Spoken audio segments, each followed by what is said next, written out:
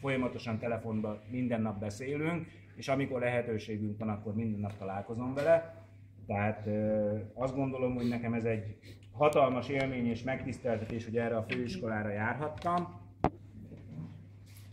És bízom abba, hogy sokan így vagyunk ezzel, és én nagyon bízom abba, hogy ma este mindenki jól fogja magát érezni.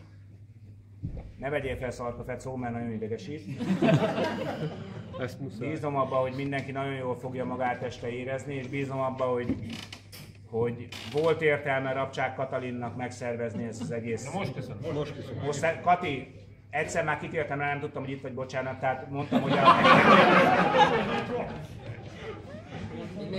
elmondtam már, hogy a Juhász Tamással ugye pattant ki a gondolat a fejünkbe, hogy szervezünk egy évfolyam találkozót, ugye mi elkezdtük, és te pedig gyakorlatilag végigcsináltad az egészet, ezt szeretnénk neked nagyon sok szeretettel megköszönni.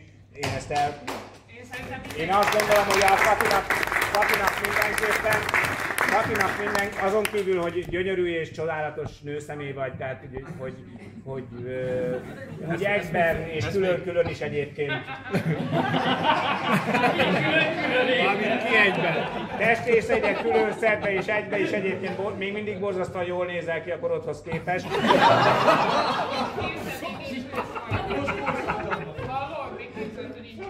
Tehát azt gondolom, hogy büszkék lehetünk rád, és nagyon szépen köszönöm az egész évfolyam nevében, hogy megszervezted nekünk ezt az évfolyam találkozót, mert ez az egyedül a...